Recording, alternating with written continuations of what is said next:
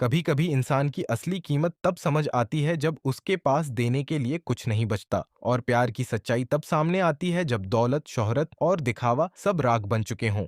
मेरी पत्नी clear white, एक वक्त में वो सिर्फ एक नाम नहीं थी, वो एक साम्राज्य थी। एक ऐसी सीईओ जिसके एक फैसले पर करोड़ों की दुनिया हिल जाती थी। लेकिन आज उसका साम्राज्य ढह चुका है। लोग कहते हैं वो बर्बाद हो गई है, और लोग ये भी मानते हैं कि मैं उसका पति बस उसके पैसों के लिए उसके साथ था। उनकी नजरों में मैं वही आदमी हूँ जो उसकी दौलत पर पलता रहा, उसके पैसों से आलीशान खाना खाता रहा, आराम की जिंदगी जीता रहा, और अब जैसे ही उसकी दौलत खत्म हुई मैं उसे छोड़कर भाग जाऊंगा। लेकिन सच अक्सर उतना आसान नहीं होता जितना लोग समझते हैं। सच ये है कि मैं यहाँ से जाना नहीं चाहता, मैं यहीं रुकना चाहता हूँ। मैं अपनी पत्नी को फिर से खड़ा होते देखना चाहता हूँ, क्योंकि अगर क्लेयर दोबारा अपनी ऊंचाइयों तक पहुंची तो उसकी उंगलियों से गिरा हुआ एक छोटा सा सिक्का भी मेरी पूरी जिंदगी बदल सकता है। लेकिन किसे पता था कि जिस साम्राज्य को हम असली समझ बैठे थे उसकी नींव ही झूठ पर टिकी थी। जब मैं इस दुनिया में आया तब कहानी लगभग अपने आखिरी अध्याय में पहुंच चुकी थी। जिस शानदार, आत्मविश्वासी और प्रभावशाली महिला से मेरी शादी हुई थी वो इस कहानी की नायिका नहीं बल्कि उसकी विलेन थी, और नायिका उसे पहले ही हरा चुकी थी। मुझे आज भी वो आखिरी लाइन याद है। क्लेयर वाइट के पास अब सिर्फ दो चीजें बची हैं, एक उसका पति जो उस बेडरूम में पड़ा है, और दूसरा उसकी महंगी घड़ियों और कपड़ों का संग्रह। और क्लेयर वो भी जानती थी, वो जानती थी कि वो आदमी जिसने उससे कभी प्यार नहीं किया, जिसने उससे सिर्फ पैसे मांगे, बहुत जल्द उसकी घड़ियां, उसके कपड़े और उसकी बची खुची दुनिया समेट कर चला जाएगा। उसे बिल्कुल खाली हाथ छोड़कर मैंने अपनी कनपटियां दबाई। एक लंबी भारी सांस बाहर निकली। मेरे सामने एक नई हकीकत थी। मेरी पत्नी अब बर्बाद हो चुकी थी, लेकिन एक बात साफ थी, शादी के बाद से क्लेयर ने मेरे साथ हमेशा अच्छा व्यवहार किया था। और अब जब वो अपनी जिंदगी के सबसे अंधेरे मोड़ पर खड़ी थी, मैं उसका पैसा लेकर गायब नहीं हो सकता था। कम से कम मैं इतना तो कर ही सकता था कि उसके साथ तब तक रहूं जब तक वो दोबारा अपने पैरों पर खड़ी न हो जाए, या कम से कम अपनी जिंदगी को संभालने लायक कोई मजबूत आधार न बना ले। थोड़ी देर सोचने के बाद मैं उठ खड़ा हुआ, और फिर मैंने उस बिखरे हुए घर को देखना शुरू किया जिसे हम घर कहते थे। हर कोना, हर चीज जैसे उसकी टूटी हुई जिंदगी की कहानी कह रही थी। 3 घंटे, पूरे 3 घंटे लगे मुझे सब कुछ समेटने में। आखिरकार मैं उसकी सारी महंगी चीजों, घड़ियां, कपड़े, एक्सेसरीज, सब कुछ अपने कमरे के एक कोने में जमा करने में कामयाब हुआ। और वो ढेर सच कहूं तो काफी प्रभावशाली था। 100 से ज्यादा घड़ियां, 80 से ज्यादा आउटफिट। मैंने उन्हें देखते हुए सोचा, अगर कभी मजबूरी आई तो कपड़ों से पहले घड़ियां बेचूंगा। आखिर घड़ियां बेचनी कहीं ज्यादा आसान होती हैं। जब मैं घड़ी देखता हूं तो दोपहर के 2 बज चुके होते हैं,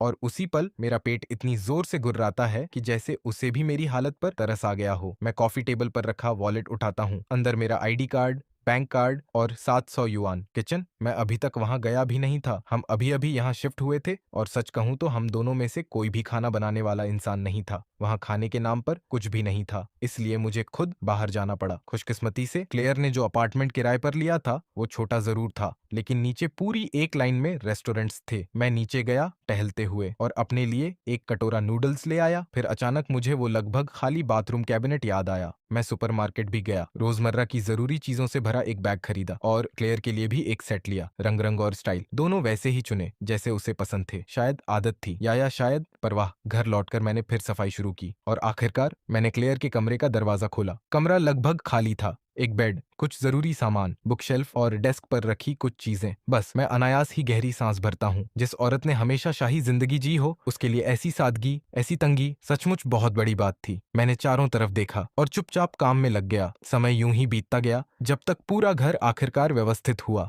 रात के 10 बज चुके थे। मैंने नहाया, कॉफी टेबल पर कुछ लेट नाइट स्नैक्स रखे और खाने बैठ गया। मैंने जैसे ही पैकेट खोला और पहला निवाला मुंह तक ले जाने वाला था, तभी सामने का दरवाजा खुला। मैंने सिर उठाया और मेरी नजर एक जोड़ी आंखों से टकराई, इतनी साफ, इतनी शांत, जैसे पतझड़ की झील का स्थिर पानी। दरवाजे पर क्लेयर खड़ी थी, उसका चेहरा बिल्कुल निर्विकार, ठंडा, पढ़ पाना मुश्किल। उसने पहले मुझे देखा, फिर धीरे धीरे उसकी नजर पूरे कमरे पर घूमी, और एक पल के लिए उसके शांत चेहरे पर हल्की सी हैरानी उभरी। फिर उसकी नजर वापस मुझ पर आ टिकी। मैंने भी उसे गौर से देखा। वो बेहद खूबसूरत थी। लेखक ने उसके बारे में जितनी भी तारीफ लिखी थी उस पल सब कम लग रही थी। उसकी पैनी निगाहों के नीचे मैंने अनजाने में अपनी चॉपस्टिक और कसकर पकड़ ली। दिल में एक अजीब सी घबराहट उठी। आखिर मैं एक इम्पोस्टर था। क्या क्लेयर जैसी औरत अपने ही पति में आए इस बदलाव को नहीं पहचान पाएगी? उसकी आंखें ऐसी थीं जैसे उनसे इस दुनिया की कोई भी सच्चाई छिप नहीं सकती। फिर उसने सपाट, जांचती हुई आवाज में पूछा, क्या तुमने क्लीनर हायर किया है, और क्या पैसे काफी थे?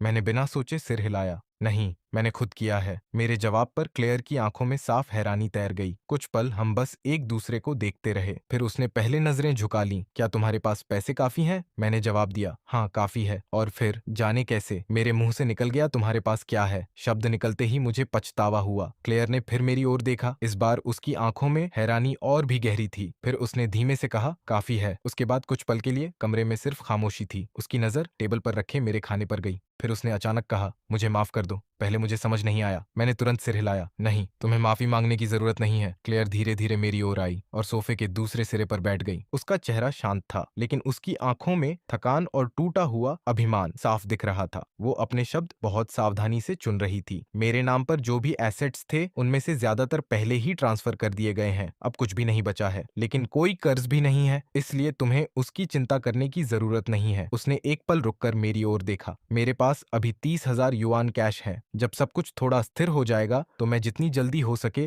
फिर से कमाना शुरू कर दूंगी। फिर उसने आगे कहा, तुम्हारे कार्ड में 60,000 युआन होने चाहिए। इस अपार्टमेंट का 6 महीने का किराया मैं पहले ही दे चुकी हूँ। उसने गहरी सांस ली। अगर तुम तलाक लेना चाहते हो तो मैं तुम्हें 20,000 युआन और दे दूंगी। तुम चाहो तो तब तक यहाँ रह सकते हो, जब तक तुम्हें कोई दूसरी जगह न मिल जाए। उस पल मुझे सब समझ आ गया। क्लेयर मेरे लिए जरूरत से कहीं ज्यादा कर रही थी। हमारे पास कुल मिलाकर लगभग 90,000 युआन थे और वो उनमें से 80% मुझे देने को तैयार थी। इतना ही नहीं, वो मुझे इस अपार्टमेंट में रहने भी दे रही थी और अपनी घड़ियां, अपने कपड़े वो उन्हें वापस लेने की बात तक नहीं कर रही थी। इसका मतलब था उसके हिस्से में सिर्फ एक कमरा और 10,000 युआन बचते, बस इतना। जब उसने देखा कि मैं कुछ नहीं कह रहा तो उसने फिर धीरे से कहा, भविष्य में मैं हर महीने जो भी कमाऊंगी उसमें से एक हिस्सा अलग रखूंगी, कम से कम 3,000 युआन। अभी मैं इससे ज्यादा वादा नहीं कर सकती क्योंकि मुझे नहीं पता आगे क्या होगा। उसकी आवाज शांत थी, लेकिन उसके भीतर छिपी टूटन, डर और उम्मीद सब कुछ साफ सुनाई दे रहा था। और मैं उसे देखता रह गया। एक ऐसी औरत जिसने सब कुछ खो दिया था, फिर भी अपने हिस्से से ज्यादा मुझे देने को तैयार थी।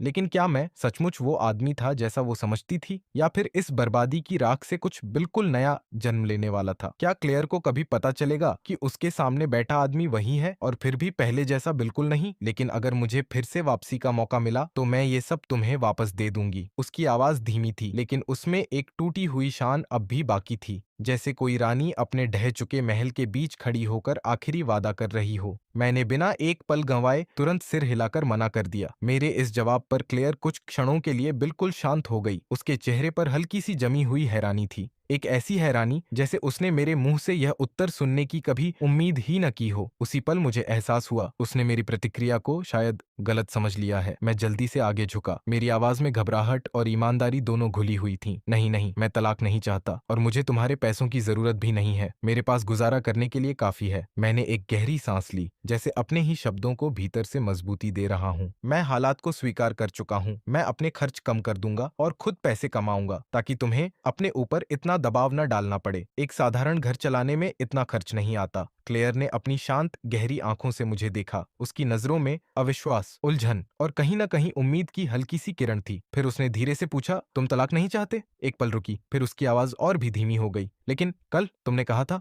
उस सवाल ने मेरे सीने में जैसे किसी पुराने घाव को फिर से खोल दिया। मुझे याद आया, मैंने नशे में, गुस्से में कितनी कड़वी बातें कही थीं। मैंने उसे बेकार कहा था, यहाँ तक कि तलाक की बात भी की थी। मेरा चेहरा अनायास सख्त हो गया। शर्म और पछतावे का मिश्रण भीतर जलने लगा। मैंने तुरंत समझाने की कोशिश की, मैं उस समय नशे में था, मेरा ऐसा मतलब नहीं था। मैंने सब सोच लिया है और ऐसे समय पर मैं तुमसे तलाक नहीं ले सकता। मैंने उसकी आंखों में देखते हुए कहा, हम शादीशुदा हैं और मैं अपनी जिम्मेदारी निभाऊंगा। मेरी चिंता मत करो, मैं अपना ख्याल रख सकता हूँ और शायद मैं तुम्हारा भी ख्याल रख सकूं। मेरे ये शब्द सुनते ही क्लेयर ने मुझे एक अजीब गहरी नजर से देखा, जैसे वो मेरे चेहरे पर छिपी किसी अनकही सच्चाई को पढ़ने की कोशिश कर रही हो। लेकिन उसने कुछ नहीं कहा, बस धीरे से बोली, अगर तुम्हें तलाक नहीं चाहिए तो ठीक है, जब भी तुम्हारा मन बदल जाए बस बता देना। इतना कहकर वो उठी और बाथरूम की ओर चली गई। मैं सिर झुकाए थोड़ा अजीब सा महसूस करते हुए अपना खाना खाता रहा। कमरे में सिर्फ चम्मच की हल्की आवाज और मेरे विचारों का शोर था। फिर मैंने सुना, उसके कदम बाथरूम के दरवाजे के पास कुछ सेकंड के लिए रुक गए। शायद उसने नोटिस किया था कि कमरा पहले जैसा नहीं रहा। फिर पानी बहने की आवाज आने लगी। जब तक मैं खाना खत्म करता क्लेयर बाहर आ चुकी थी। उसके बाल हल्के गीले थे,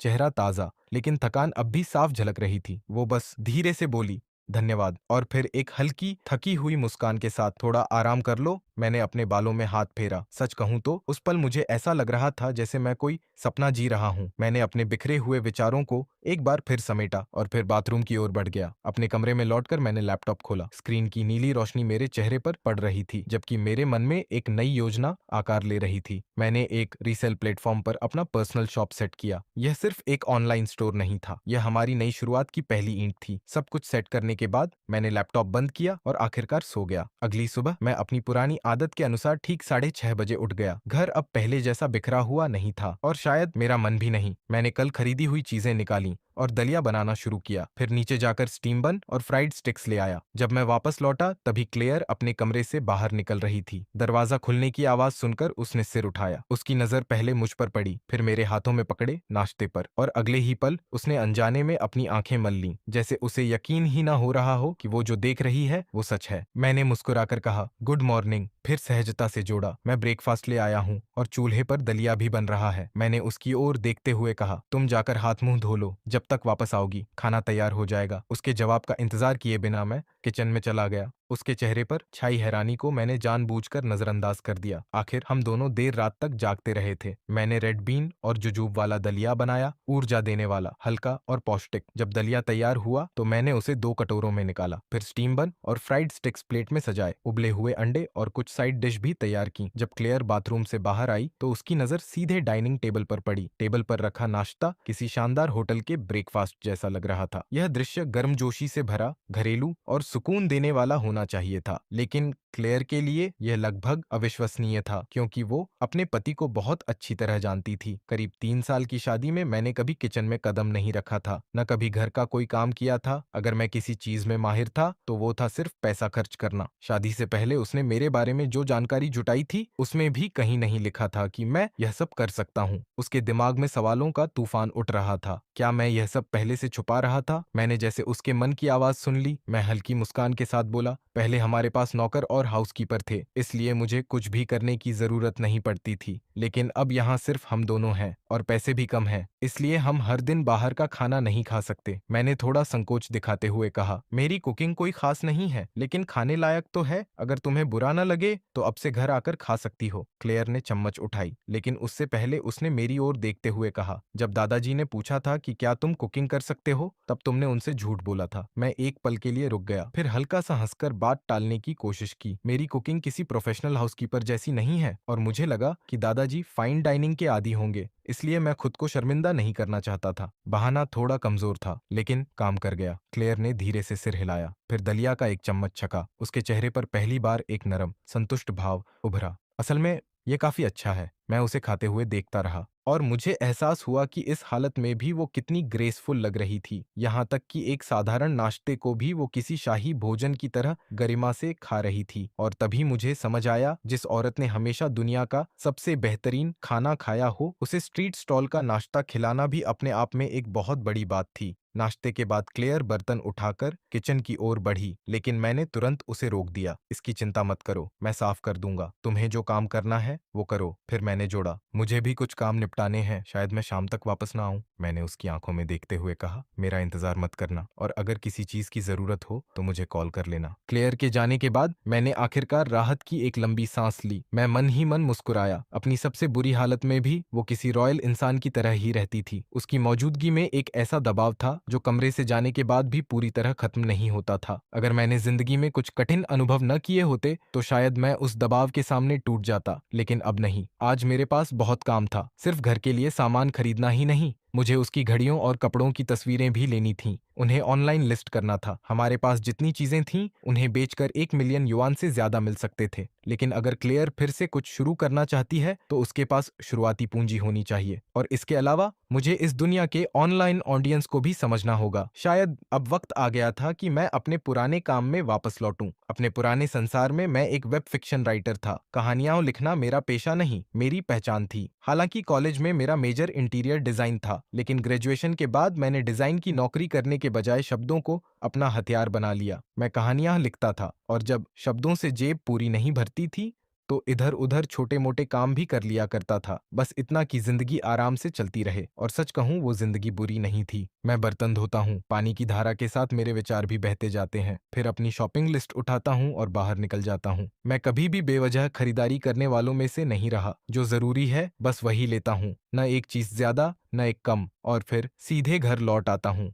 घर पहुंचते ही मैं क्लेयर की घड़ियों और कपड़ों की तस्वीरें लेना शुरू कर देता हूँ। हर क्लिक के साथ मुझे महसूस होता है जैसे मैं सिर्फ सामान की तस्वीरें नहीं ले रहा, बल्कि हमारी टूटी हुई दुनिया के बचे हुए टुकड़ों को सहेज रहा हूँ। शाम होते होते मैं अब भी उसी काम में लगा रहता हूँ। जब आखिरी घड़ी की तस्वीर भी पूरी हो जाती है, तब तक मेरा शरीर पूरी तरह जवाब दे चुका होता है। मैं सुबह के बचे हुए बन गर्म करता हूँ और उनमें से कुछ खा लेता हूँ। सादा खाना, लेकिन फिलहाल मेरे लिए वही पर्याप्त था। फिर मैं अपने कमरे में लौटता हूँ, लैपटॉप खोलता हूँ और वेब फिक्शन पढ़ना शुरू करता हूँ। आज मेरा शरीर थक चुका था, अब दिमाग को काम करने की बारी थी। 2 घंटे बाद मैं संतोष से ताली बजाता हूँ। मेरी आंखों में वही चमक लौट आई थी जो लंबे समय बाद किसी लेखक की आंखों में आती है जब उसे एक नई दुनिया में पुराना खजाना मिल जाए। मैं अपनी डेस्क पर रखा कॉफी का कप उठाता हूँ और एक ही घूंट में खत्म कर देता हूँ। तभी मुझे एहसास होता है इस दुनिया का वेब फिक्शन इंडस्ट्री मेरे पुराने संसार से काफी पीछे है। जो कहानियां मैं पहले लिख चुका हूँ उन्हें यहाँ और बेहतर और ज्यादा प्रभावशाली तरीके से दोबारा लिखा जा सकता है। यह मेरे लिए सिर्फ एक मौका नहीं था, यह एक गोल्डन अपॉर्चुनिटी थी। और तभी सामने का दरवाजा खुलने की आवाज आई। मैं 1 सेकंड के लिए ठिठक गया, फिर अपनी चप्पल पहनी और बाहर निकल आया। सुबह मैंने नोटिस किया था कि कल रात दरवाजा अंदर से लॉक नहीं किया गया था। क्लेयर पहले एक आलीशान विला में रहती थी जहां सुरक्षा की जिम्मेदारी हमेशा किसी और की होती थी। शायद इसी वजह से उसे अभी तक इस साधारण अपार्टमेंट की आदत नहीं हुई थी जहां अपनी सुरक्षा